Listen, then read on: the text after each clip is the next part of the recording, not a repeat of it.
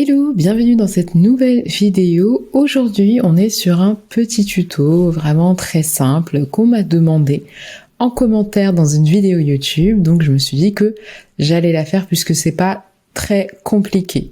On m'a demandé comment faire cette espèce de rangée réductible, de section avec une rangée réductible et de mettre des données dynamiques dedans. Il n'y a pas de souci, je vais vous montrer. Donc déjà, alors moi je l'ai déjà fait, mais je vais refaire pour vous montrer. C'est vraiment très simple. Donc déjà, vous allez ajouter une section. Et la section s'appelle contenu réductible. Voilà, je vais juste la déplacer pour la mettre juste en dessous. Hop là. Hop là.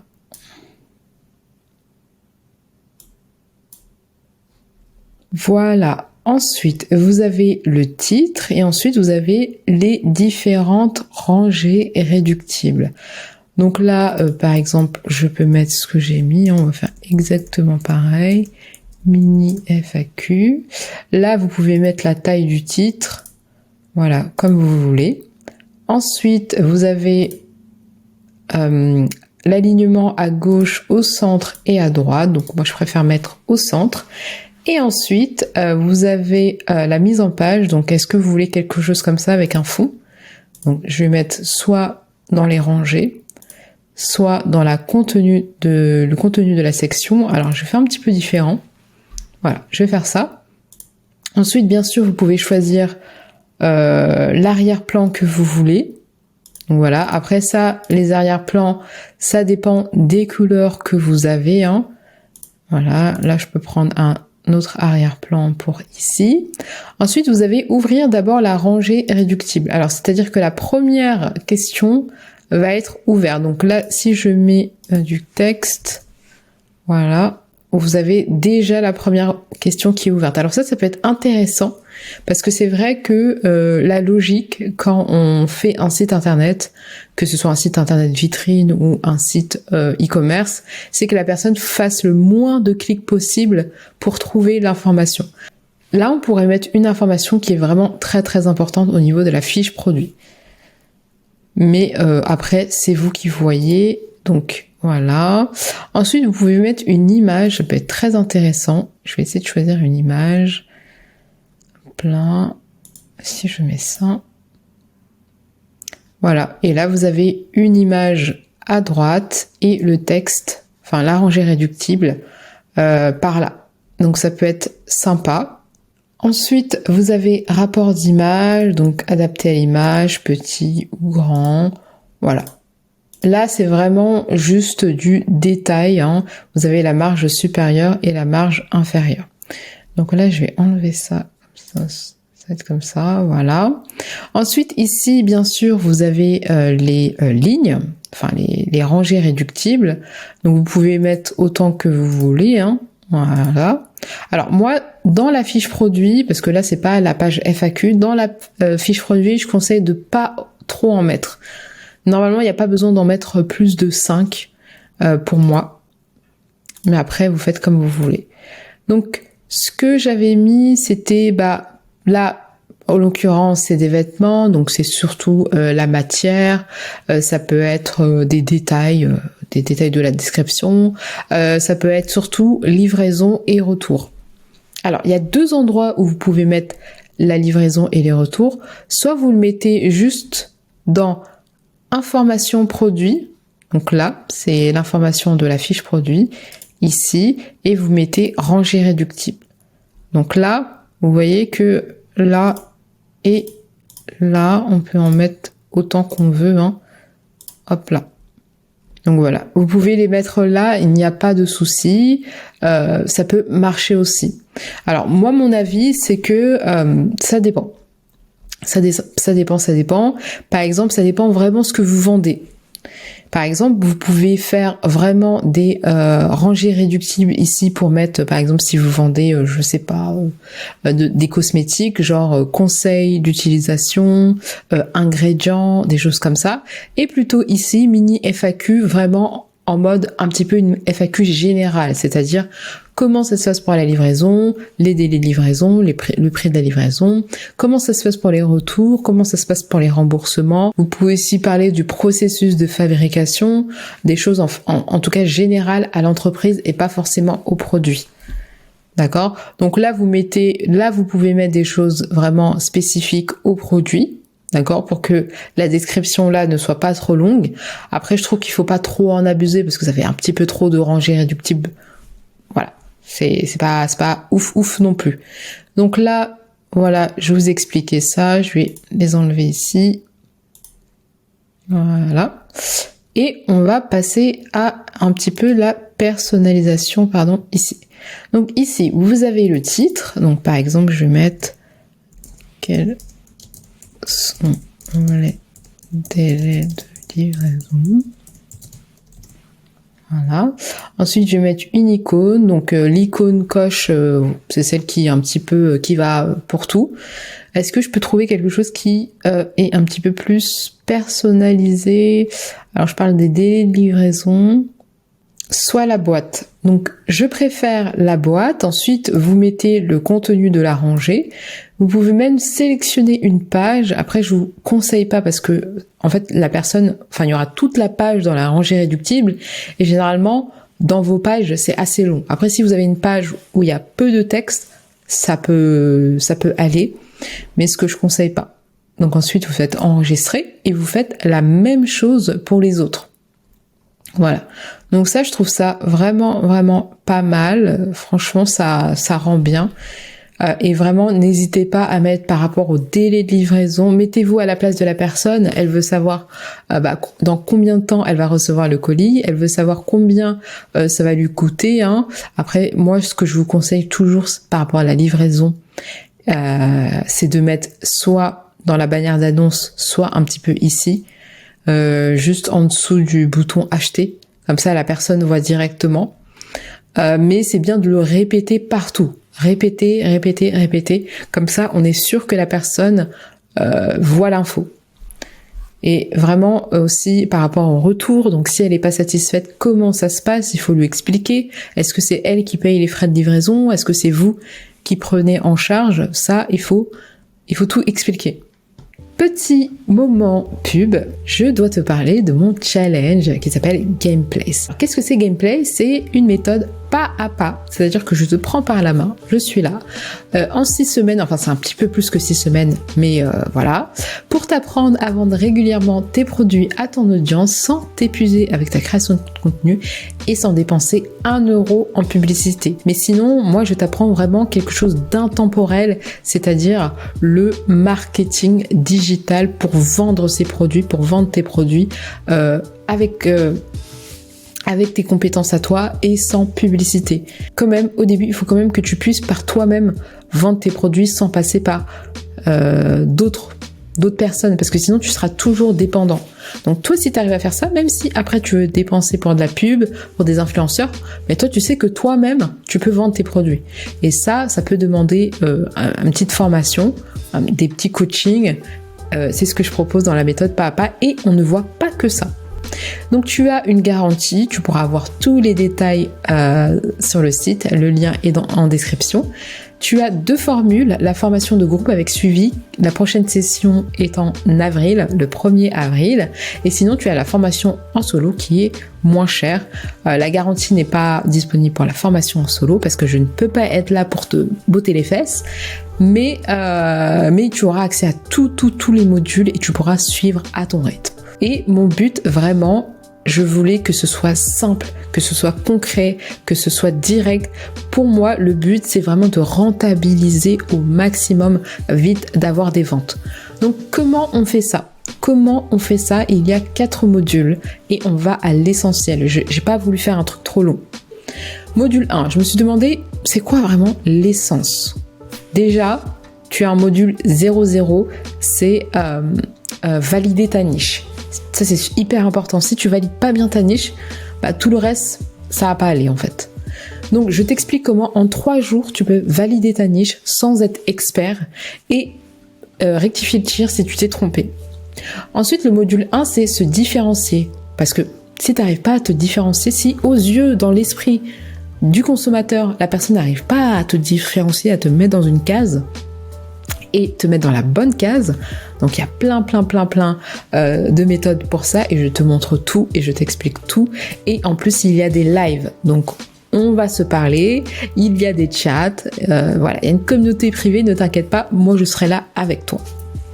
Ensuite, le deuxième, c'est rendre ces produits irrésistibles. Maintenant que tu as des bases solides pour ton entreprise, au niveau de ta marque, on va se concentrer sur tes produits. Et je trouve ça intéressant de travailler le best-seller parce que avec la loi de Pareto 80-20, c'est ton best-seller qui va te faire le plus de chiffre d'affaires. Ça, c'est logique. Donc, on va venir travailler ça. Et puis, quand tu auras compris comment rendre ton produit irrésistible, ton produit best-seller irrésistible, tu pourras t'attaquer aux autres. Tu auras juste à utiliser la même méthode que je vais te montrer. Donc, je t'explique. Il y a 5 critères pour rendre ces produits irrésistibles et on va travailler chacun d'eux, notamment le prix. Tu as un cours bonus sur comment fixer son prix de vente TTC, un prix cohérent et psychologique. Ensuite, le module 3, c'est convertir ton trafic avec un site Shopify fiable et fonctionnel sans y passer des semaines. Là, peut-être que tu n'as pas encore ta boutique, peut-être que tu as déjà ta boutique. Ici, l'objectif, c'est de se dire, ok, c'est quoi le minimum que tu dois faire pour vendre? Parce que quand tu vas faire de la création de contenu, les gens ils vont juste venir sur le site pour vendre. Donc, il faut que ce soit un minimum crédible, fonctionnel, que ça marche bien, que ce soit brandé. Je t'explique tout.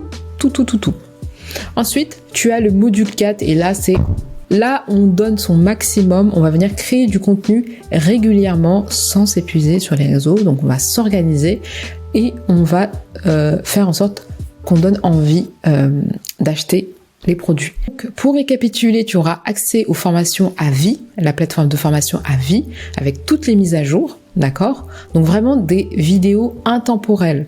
Même si tu veux faire un autre business, même si tu fais un business dans les services, ça peut te servir. Après, il y aura des trucs que tu n'auras pas besoin, dont tu n'auras pas besoin, mais en tout cas, ça va être la même logique parce qu'on étudie le marketing digital. Ensuite, tu as 2 mois inclus dans la communauté privée, donc tu seras avec d'autres personnes. Ça, c'est super pour se motiver et pour se tirer vers le haut. Et moi, je serai disponible. Tu auras un live. Alors, je dis un live, mais en fait, c'est 2 lives par semaine, lundi et vendredi. C'est vraiment, on bosse. On est là pour bosser. Là, je suis là pour te botter le cul, d'accord? Et tu auras des réductions sur mes autres offres, voilà.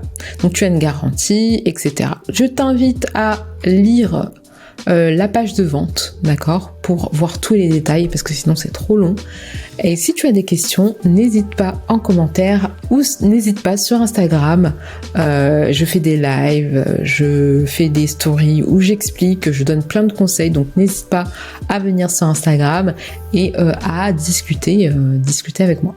Une fois que vous avez fait ça, je vais vous expliquer quelque chose qui est très important, c'est que quand vous ajoutez des sections comme ça, en fait, ici, vous avez ce qu'on appelle des modèles de pages. Vous avez les modèles de collection, les modèles de pages produits, les modèles de ci, les modèles de ça. Et en fait, toutes les fiches produits que j'ai créées, donc j'ai 12 produits, sont attribuées à ce modèle de page par défaut. C'est-à-dire que ici, c'est une donnée dynamique, c'est le titre, voilà. C'est le titre de la fiche produit que vous avez créée. Ensuite, ça reprend le prix et en fonction du produit, ce sera différent. Donc, ça sera pas toujours le même titre parce que c'est des données dynamiques, d'accord? D'ailleurs, je ferai une vidéo vraiment spéciale sur ça. En plus, même si je vais répéter un petit peu la même chose, mais je vais faire une vidéo spéciale par rapport à ça. Donc là, vous avez la description. Donc là, c'est la description que vous avez renseignée dans la page produit. Je vais vous montrer ça. Ici, tout ce que vous avez ici, tout ce que vous avez renseigné. Donc les données dynamiques sont le titre, la description, le statut, le type de produit. Enfin, toutes les données qui sont là, elles sont récupérables dans la template. Si je reviens ici, voilà, personnalisé, je vais dans produit par défaut, et ensuite, voilà, Le seul problème, c'est que ensuite, quand vous venez rajouter des sections, là, par exemple, si je mets ça, je parle des matières, je mets, je sais pas, en coton et tout, et ben en fait, ça va être le même texte pour toutes les fiches produits. Donc ça, faut bien faire attention. À la rigueur, les retours et la livraison, c'est valable pour tous les produits, donc ça, c'est ok, c'est bon. Mais par contre, les détails et les matières, ça va être différent selon chaque produit. Donc là, on se retrouve un petit peu coincé. Comment on fait ça? Il y a deux façons de faire. Je vais te montrer. La première manière, ça serait de créer, pour chaque type de produit, créer un modèle propre à la fiche produit. Dans ce cas-là, je vais faire une vidéo plus détaillée où je montre les deux manières. Dans ce cas-là, c'est pas pertinent parce que, en fait, on va faire autant de modèles qu'il y a de produits. C'est pas possible. C'est pas possible. Ce qu'on va faire, et il y a quelque chose de très très pratique sur Shopify, c'est les données dynamiques. Donc là, par exemple, on va dire que ici, on va mettre, je mets n'importe quoi, je mets ingrédients. On va plutôt mettre matière. Voilà, je mets, est-ce que j'ai un... Je vais mettre un pantalon, voilà. Et ensuite, ici, je veux que ce soit dynamique pour chaque produit, que ce soit différent pour chaque produit. Donc, on va venir créer, connecter une source dynamique. Donc, tu as déjà des sources dynamiques. Là, tu as le titre. Ensuite, là, tu es au niveau de la marque. Donc, slogan, bref description. Et tu as au niveau du produit. Il faut bien cliquer sur produit. Et ensuite, tu as titre, fournisseur, durée d'utilisation. Voilà, c'est des choses que j'avais déjà... alors, il y a des choses qui sont déjà créées par Shopify automatiquement, de base. Et moi, je crois que j'avais utilisé ça. Donc, on va venir faire ajouter un champ méta. Quand on a fait ça, ça nous ramène ici, dans paramètres, données personnalisées. Voilà, tu peux dire champ méta ou données personnalisées. Ensuite, ici, tu dois mettre un nom. Donc, on va mettre qu'est-ce que j'ai mis? Voilà, là, je mets matière. Ensuite, ici, c'est comme un ID, donc un numéro d'identification. Et donc là, tu peux venir changer ça. Alors, tu as vu, il met pas d'accent. Il n'y a pas d'accent possible. Donc, il a mis un underscore. Voilà. Donc là, tu peux laisser ça comme ça. Et ensuite, tu peux venir mettre une description. Alors là, si tu es tout seul, pas la peine. Mais si tu travailles en équipe, c'est bien de mettre une description. Ici, tu peux donner une indication à ton équipe, noter, lister, et tu as 100 caractères maximum. Ensuite, ici, tu fais sélectionner le type. Tu as plusieurs types. Tu peux mettre du texte, tu peux mettre des nombres, tu peux mettre des fichiers. Donc, c'est très, très intéressant. Tu peux faire beaucoup de choses. Par contre, quand tu mets un type d'entrée, si tu mets, par exemple, un nombre, tu pourras pas mettre du texte. Donc, il faut bien réfléchir aussi, toi derrière. Donc, tu peux mettre une dimension, volume, poids. Donc, nous, ce qu'on veut, c'est pouvoir mettre du texte. Tu as plusieurs types de texte. Tu as une seule ligne de texte, quand c'est très, très, très court. Donc là, c'est pas notre cas, parce qu'on va parler de la livraison, retour, etc. Tu as plusieurs lignes de texte et texte enrichi. C'est quoi la différence? Tout simplement, c'est que texte enrichi, tu peux venir un petit peu styliser directement. Tu peux mettre en gras, tu peux mettre des tirets, voilà. Alors que si tu mets plusieurs lignes de texte, tu mets juste le texte et tu peux pas faire tu peux pas styliser le texte. Donc, on va choisir texte enrichi. Une fois qu'on a fait ça, ici, il faut bien sûr que ce soit coché. Donc, si c'est décoché, il faut cocher. Et ensuite, c'est bon. Nous, il est là. Tu peux l'épingler si tu veux. Je crois qu'il est directement épinglé. Ensuite, quand je reviens en arrière, tu vois que j'ai créé 6 champs méta pour les produits, 0 pour les variantes, etc. Donc, tu peux faire vraiment beaucoup de choses très intéressantes. Après, il faut faire attention parce que ça peut vite aller dans tous les sens. Mais en tout cas, c'est très intéressant, surtout pour la page produit, parce que c'est vraiment là où il y a de la grosse personnalisation. Voilà. Et ici, on va venir connecter la donnée dynamique. On se rappelle, on clique sur produit. Et là, on clique sur matière. On fait enregistrer. À la là, on clique là et il n'y a rien qui est là. C'est normal, il y a une autre étape à faire et après, je te promis, on a fini. Là, il faut que tu ailles dans produit, tu vas dans n'importe quel produit, voilà, tu vas tout en bas et là, pouf, il y a une nouvelle section qui apparaît qui s'appelle champ méta. Donc là, j'avais déjà durée d'utilisation, mais là, on va mettre 100% coton. Bon, ça va pas avec les chaussures, mais 100% coton, laine, je mets n'importe quoi. Hein. Et là, tu vois, comme on a mis texte enrichi, ici, je peux mettre comme je veux, je peux même mettre des liens, je peux mettre en italique, un petit peu comme ici, quoi. Donc, c'est vraiment parfait. Je peux mettre en gras, voilà. Et quand ça, c'est bon, je vais enregistrer. Maintenant, on vient dans la boutique en ligne. On fait personnaliser. Alors, si je reviens ici, normalement, là, c'est bon. Voilà, tu as ça. Et ce sera, bien sûr, il faudra le faire pour chaque fiche produit, mais c'est justement ce que tu voulais, que ce soit différent selon chaque fiche produit. Donc, tu vois, ça, c'est vraiment super. Et ensuite, tu fais exactement la même chose pour les autres quand il y a besoin. Par exemple, quels sont les délais de livraison? Je pense que ça va être pareil pour tous les produits.